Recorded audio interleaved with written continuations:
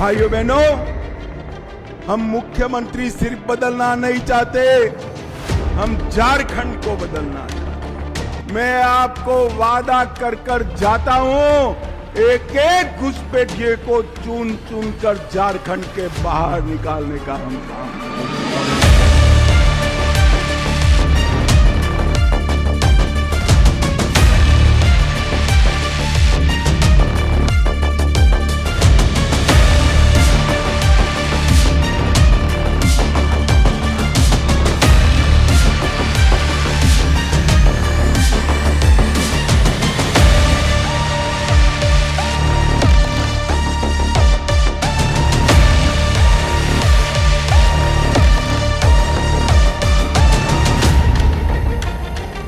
अभी जो समस्या है, एक तो एजुकेशन सिस्टम थोड़ा अच्छा होना चाहिए और जो मेन है बेरोजगारी, लोगों को रोजगार मिलना चाहिए।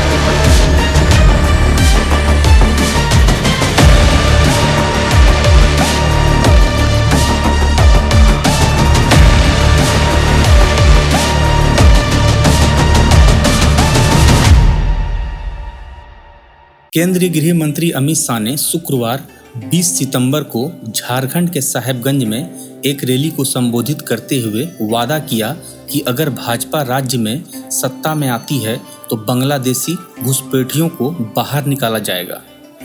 यह रैली परिवर्तन यात्रा की शुरुआत थी, जिसका उद्देश्य वर्तमान सरकार को हटाने और भाजपा के नेतृत्व वाली सरकार स्थापित करने का संदेश देना था, जो राज्य के विकास पर ध्यान केंद्रित करेगी।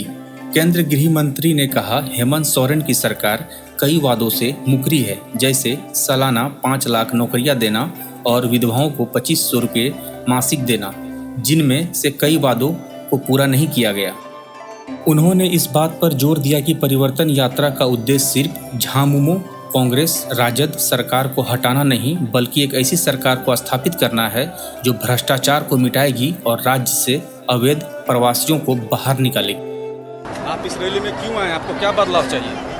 माननीय गृह मंत्री जी को मैं अपना इंस्पिरेशन समझती हूँ और हम युवाओं के लिए वो काम करें, क्योंकि भारतीय जनता पार्टी पूरे देश के लिए कर रही है और मैं चाहती हूँ कि वो झारखंड में भी आए और हम युवाओं के लिए रोजगार लाए, क्योंकि माननीय अभी आप जानते हैं कि जो हमारे करेंट मुख्यमंत्री वो हमारे कुछ नहीं कर रहे, युवाओं के लिए रोजगार नहीं दे रहे। अगर आप अदर स्टेट का देखें तो वो वहाँ पे बहुत सारे रोजगार दे रहे हैं। तो मैं चाहती हूँ कि भारतीय जनता पार्टी यहाँ पे और हम युवाओं के लिए रोजगार दें। हम जैसे हम लड़कियाँ हैं, हमारे लिए ज़्यादा से ज़्यादा रोजगार करें, हम युवाओं को प्रेरित करें। मैं माननीय गृह मंत्री जी की बहुत बड़ी फ़ैन हूँ, तो मैं इसलिए आई हूँ उन्हें देखने के लिए। आज तक मैंने सिर्फ उन्हें नेट पे मतलब इंटरनेट पे देखा है, आज मैं उन्हें प्रत्यक्ष रूप में देखूंगी, तो ये मेरा सौभाग्य है। और जेएमएम की सरकार से क्या कमी रह गई? बहुत सारी कमियाँ आप ही देखिए उन्होंने क्या तरक्की किया। अभी इलेक्शन आने वाली है तो वो बहुत सारी योजना लाए, क्या इससे पहले कोई योजना क्यों नहीं लाए? भैया योजना, ये सब क्या है? अगर आपको वोट चाहिए तो आप 5 दिन पहले दरवाज़ा खटखटाओगे और इलेक्शन के बाद आप दरवाज़ा बंद कर दोगे। क्यों भाई, हम अनपढ़ हैं? नहीं, हम पढ़े लिखे युवा हैं, हमारी भी कुछ मांगे हैं, क्यों वो हमारी मांगे पूरा नहीं करेंगे? लेकिन देखिए भारतीय जनता पार्टी वो जो बोलते हैं वो करते हैं, इसलिए मैं भारतीय जनता पार्टी की फ़ैन हूँ और मैं रहूँगी भी हमेशा। समस्या क्या है? सबसे बड़ी समस्या है रोजगार। आप अदर स्टेट को देखिए, वहाँ पे रोजगार ही रोजगार है, यहाँ पे युवाओं को कोई रोजगार नहीं। आप इंजीनियरिंग कर लो, मेडिकल कर लो, कुछ नहीं फायदा है, no benefit. You have to, आपको अदर स्टेट में जॉब करना पड़ेगा। क्यों आप? लेकिन हाँ, अभी इलेक्शन आएगा तो फिर वो रोजगार देने का बड़े बड़े वादे करेंगे, जैसे इलेक्शन खत्म बस वो अपने सारे वादे भूल जाते हैं। क्यों? हमें बेवकूफ़ बनाते हैं, हम बेवकूफ़ हैं। बीजेपी अगर यहाँ आती है तो उससे क्या उम्मीद है? बहुत सारी उम्मीदें हैं। बीजेपी आएगी तो यहाँ पे कारखाना खुलेगा। मैंने इंजीनियरिंग किया हुआ है, तो हम जैसे इंजीनियरिंग स्टूडेंट के लिए बड़े बड़े वो लाएंगे रेलवे से या फिर और से भी जॉब में लाएंगे, या फिर जैसे कि क्या कहते हैं रांची का HEC है उसके डेवलपमेंट के बारे में सोचेंगे। बीजेपी की सबसे बड़ी खासियत ये कि वो जो वादा करते वो निभाती है। मुझे इसलिए बीजेपी पे बहुत भरोसा है। 2014 में जब बीजेपी की सरकार बनी थी तो 5 साल निभाई, इस सरकार में क्या ऐसा खामियां आपको? बहुत सारी खामियां, मैं कमियां अगर गिनाऊंगी तो आप थक जाओगे गिनते गिनते। बहुत सारी खामियां हैं। जो मुख्यमंत्री खुद अपने घर भरने में हो, वो हमारी जनता का क्या भरेगी पेट, बताइए। जो खुद जेल रह के आई हो उन्हें क्या पता कि जनता का दुख दर्द क्या है। और ये जो 5 किलो अनाज जो मिलता है ये क्या हम JNM दे रही है, क्या मुख्यमंत्री दे रही है, हेमंत सोरेन दे रही है? नहीं, ये बीजेपी की योजना है, केंद्र सरकार की योजना है।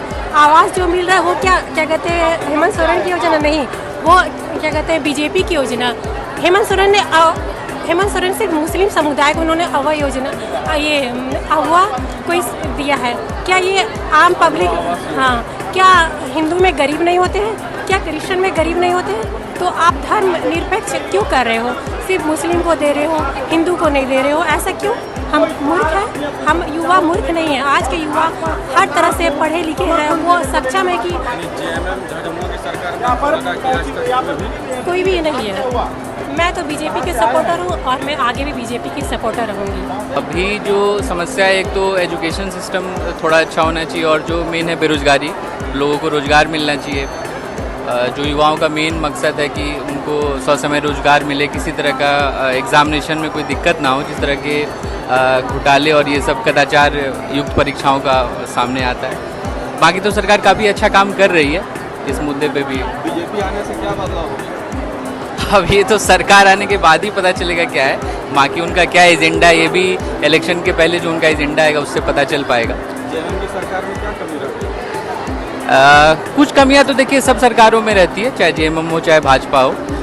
जिस तरह से एग्ज़ाम का थोड़ा डिले मुझे समझ में आता है पर्सनली, वो थोड़ा रहा। बाकी सरकार ने काफ़ी कुछ अच्छा भी किया गरीबों के लिए, युवाओं के लिए भी। तो उम्मीद है देखिए आगे कुछ अच्छा ही होगा। सरकार में रोजगार के लिए क्या करना चाहेंगे आप? क्या कमी रह गई? देखिए कमी, हर चीज़ में कमी नहीं कहा जाएगा। सरकार ने रोज़गार भी काफ़ी दिया है, जैसे कि JPSC की भी बहाली की, GSSC की भी। जो मुझे मेन लगता है कि डिले काफ़ी ज़्यादा हो रहा है एग्ज़ाम में।